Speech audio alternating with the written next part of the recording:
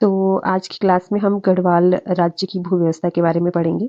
ठीक है, जैसे कि आप सभी को पता है कि ये जो क्लास है हमारी, ये गढ़वाल की पंवार राजवंश की चल रही है और इसमें हमने इससे पहली वाली क्लास में पंवारकालीन जो प्रशासनिक व्यवस्था थी वो हमने देखा। साथ ही हमने सैनिक व्यवस्था और जितने भी इसमें पद थे वो सारा कुछ हमने पढ़ लिया है।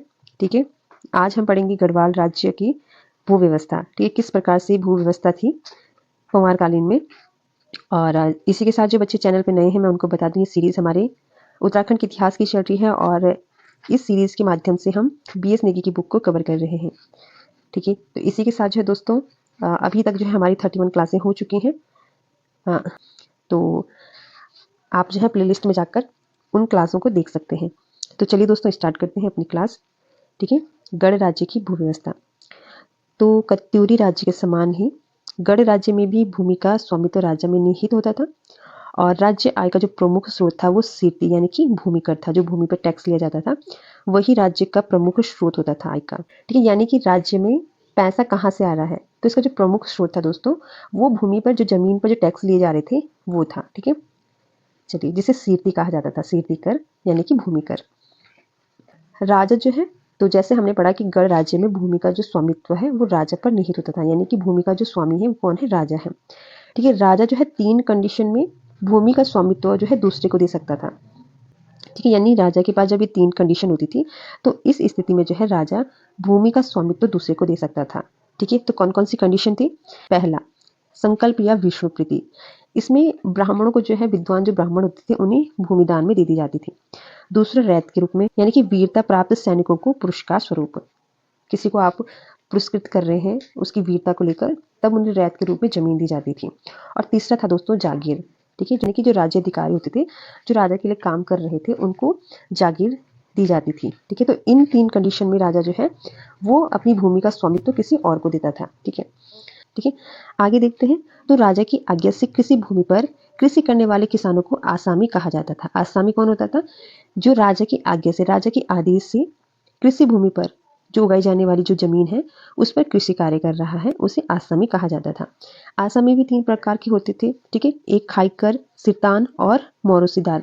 ठीक है, तो ये 3 प्रकार हैं आसामी के। ठीक है, यहाँ पर हमने इससे पहली वाली क्लास में भी देखा था कि जो गांव के प्रधान होते थे वो मोरोसीदारों में से चुने जाते थे। ठीक है, चलिए अब हम देखेंगे कि मोरोसीदार क्या होते हैं। जो व्यक्ति राजा की आज्ञा से कृषि कार्य स्वतंत्र रूप से स्वयं करता था और राजा को सीधे राजस्व देता था, उसे मोरोसीदार कहते थे। बस इनका काम था राजा को टैक्स देना, इन्हीं मोरोसीदार कहा जाता था। ठीक है, इसी के साथ जो सिरतान होते थे वो मोरोसीदार और खाईकर को उसकी भूमि हेतु सीर्ति या फिर नगद रकम दिया करते थे। और तीसरे थे खाईकर, जो मोरोसीदार के अधीन जो भूमि होती थी उस पर कमाता था और उसे निर्धारित रकम मोरोसीदार को दे देता था। तो ये 3 प्रकार थे आसामी के। तो आई होप आसामी आपको समझ में आ गया होगा। ठीक है, सिंपल बात में मैं अगर कहूँ तो राजा के पास जो खेत है, जमीन है, जो कृषि योग्य जमीन है, उस पर राजा स्वयं तो काम नहीं करेगा ना, खुद से उस पर खेती बाड़ी तो नहीं करेगा ना। तो वो जो कृषि योग्य जो जमीन है वो किसी व्यक्ति को दे रहा है कि तुम इसमें कमाओ, बस मुझे क्या है टैक्स दे दो। ठीक है, तो यही थे आसामी। ठीक है, चलिए आगे देखते हैं। ठीक है, आगे हम देखते हैं थातवान। तो थातवान की भूमि पर बसे जो किसान होते थे दोस्तों उन्हें थातवान के खाईकर कहलाते थे, जिसे वो कभी भी हटा सकता था। जिस समय तक खाईकर थातवान को राजस्व देता था तब तक उसे थात से नहीं हटाया जा सकता था। तो ये थोड़े रूल्स थे, जब तक तुम टैक्स दे रहे हो तब तक तुम खेती कर सकते हो, यदि तुम टैक्स नहीं दे रहे हो तो तुम्हें जो है थातवान कभी भी हटा सकता है। ठीक है, और इसी के साथ पंवार शासक कृषि उपज का 1/3 कर के रूप में लेते थे, जिसे तिहाड़ कहा जाता था। और इसी के साथ अधिक साधारण उर्वरता वाली भूमि के उत्पादन को अधेल या फिर आधा भाग भूमि कर के रूप में लिया जाता था। ठीक, इसी के साथ औताली एक प्रकार का राजस्व कर या फिर भूमि थी। आगे देखते हैं तो नापतोल की पद्धति धूली प्रथा का प्रचलन अजयपाल ने किया था, जो संभवतः 2 किलो के बराबर था। ठीक है, तो पूछा जा सकता है धूली प्रथा का प्रचलन किसके टाइम से शुरू होता है, तो अजयपाल के। ठीक है, अजयपाल पंवार वंश का कौन से नंबर का राजा है, तो 37वें नंबर का राजा है। ठीक है, राहुल सांकृत्यायन ने अजयपाल को पंवार वंश का संस्थापक कहा है। इसी के साथ जो है अजयपाल को गढ़वाल का अशोक भी कहा जाता है। तो ये सारे जो एक्स्ट्रा पॉइंट है ये भी आप नोट करते हुए चलिए। ठीक है, चलिए आगे देखते हैं। तो गढ़ राज्य के विकास कार्य की नींव। तो गढ़ राज्य में भूमि कर या फिर जो लगान होता था वो 7/8 राशि नकद के रूप में लिया जाता था, जिसे रकम या फिर मामला कहा जाता था। ठीक है। इसी के साथ जागीर गांव से जागीरदार और मुआफी गांव से मुआफीदार कर के रूप में बराया मामला लिया करते थे। इसी के साथ राज्य कर्मचारियों जैसे पटवारी, पतरोल आदि को गांव में बरा देने की प्रथा थी। और इसी के साथ विवाद की परिस्थिति में वादी से शुल्क लेने की जो प्रथा है, इसका जो शुरुआत है वो सुदर्शन शाह के टाइम पीरियड में होता है। इसी के साथ जो है दोस्तों, प्रताप शाह ने कोर्ट फीस के रूप में टिकट लगाने की प्रथा शुरू की और आयात निर्यात कर वसूलने के लिए जगह जगह पर चौकियां बनाई गई, जिसमें वसूली का काम मुंशी करते थे। ठीक है। फिर कस्टम सुपरिटेंडेंट जो कि मुंशियों के कार्यों की देखभाल करता था, यानी कि टीरी नरेश के समय न्यायालय भी आय के प्रमुख स्रोत थे। सुदर्शन शाह ने सरसरी, कलेक्टरी, छोटी दीवानी एवं बड़ी दीवानी नामक न्यायालयों की स्थापना की। नरेंद्र शाह ने फौजदारी विवादों के लिए सेशन कोर्ट की स्थापना की, जिसका प्रमुख सेशन जज होता था।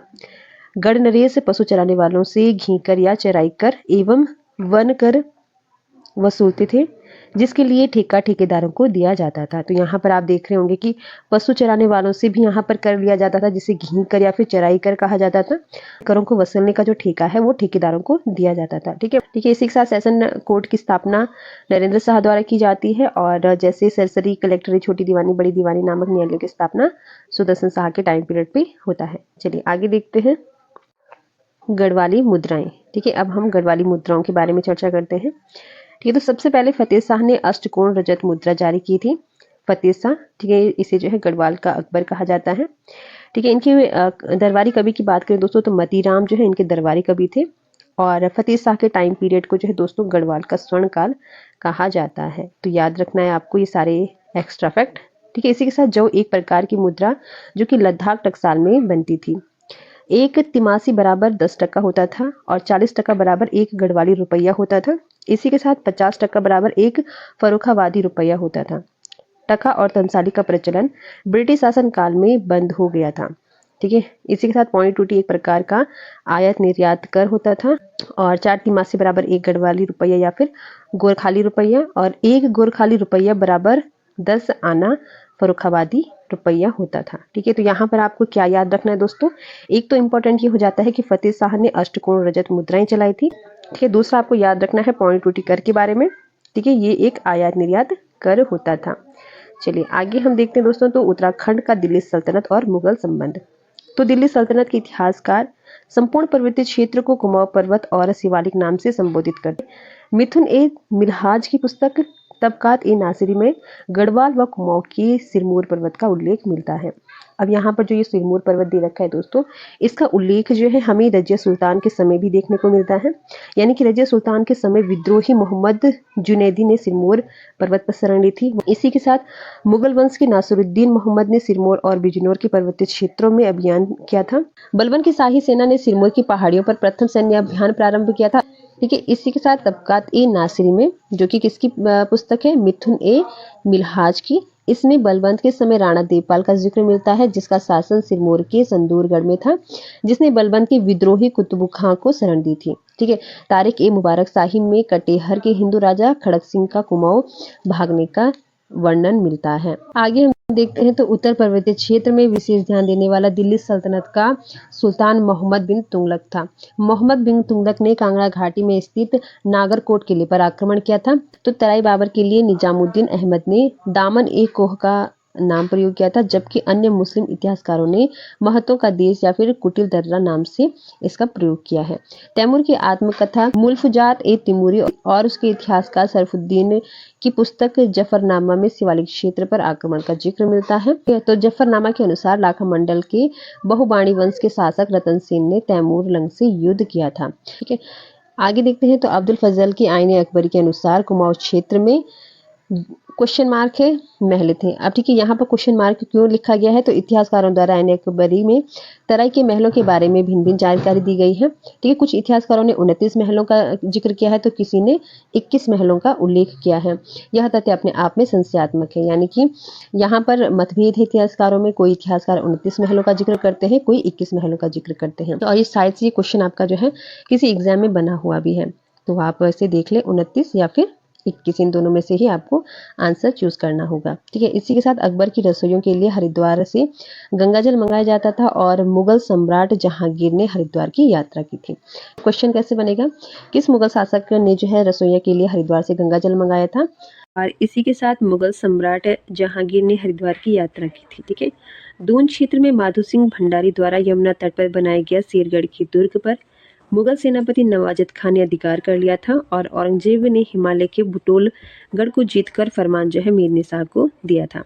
तो आज का जो ये टॉपिक है दोस्तों हमारा ये ख़त्म होता है। ठीक है, तो आज हमारा जो है पंवार वंश ख़त्म हो जाता है और नेक्स्ट जो हमारे पास चैप्टर होगा दोस्तों उत्तराखंड में गोरखा शासन। ठीक है, इससे पहले मैं आपके लिए एमसीक्यूज़ लेके आऊँगी जो कि पंवार वंश से संबंधित होंगे। उसमें जितने भी प्रीवियस ईयर में अभी तक क्वेश्चन पूछे गए हैं उन सबको हम डिस्कस करेंगे और उसके बाद हमारा नया चैप्टर शुरू होगा उत्तराखंड में गोरखा शासन। ठीक है, तो आप सबको क्लासें कैसी लगती हैं कमेंट बॉक्स में अपनी राय ज़रूर बताएं। और इसी के साथ अगर आपको वीडियो अच्छी लगी हो दोस्तों तो लाइक शेयर ज़रूर कर दिया करें। चैनल पर नए हैं तो चैनल को सब्सक्राइब कर दिया करें। और इसी के साथ अगर आपको इससे रिलेटेड सारी जो है क्लासें चाहिए तो आप हमारे प्लेलिस्ट में जाकर देख सकते हैं। तो दोस्तों आज के लिए इतना ही, मिलते हैं नेक्स्ट क्लास के साथ, तब तक के लिए धन्यवाद।